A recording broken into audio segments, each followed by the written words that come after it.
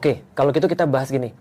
Mas pernah baca teori habits, manapun teorinya? Iya, yang apa Stephen Covey Stephen Covey atau Atomic Habits yang sekarang lagi Atomic Habits, James ya, Clear ya. dan seterusnya. Aku juga nulis buku tentang habits. Pada intinya adalah gini, dikatakan pemaksaan kalau itu adalah di luar daripada kesadaran kita.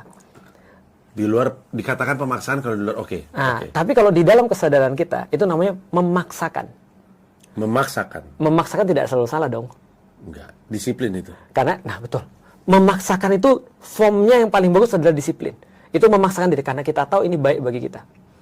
Nah, di dalam Islam ada namanya proses pembiasaan atau pendisiplinan itu. Salah satunya caranya dengan sholat.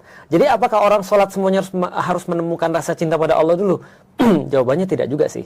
Kadang-kadang ada orang yang levelnya memang aku sholat karena ini kewajibanku. Nah, tapi menurutku ya, itu adalah proses. Jadi aku juga nggak nyalain orang kalau ada yang sholat cuma gara-gara dia kewajiban aja. Tapi bentuk form yang paling bagus seperti yang aku ceritakan tadi. Ketika seorang hamba meyakini bahwa dia seorang hamba dan dia punya Allah, maka dia perlu validasi bahwasanya dia hamba. Maka dia tanya pada Allah, ya Allah aku disuruh apa? Maka Allah bilang, sholat. Ya udah aku sholat.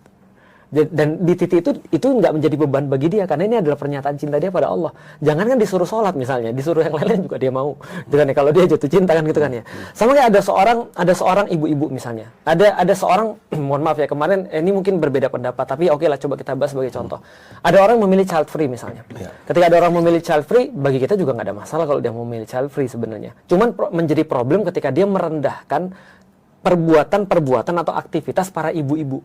Dia bilang, ibu-ibu harus ngurusin anak kayak gini-gini. Coba lu bayangin betapa nggak produktifnya dan segala macam. Ibu-ibu marah dong. Karena bagi ibu-ibu, aku melakukan ini out of love.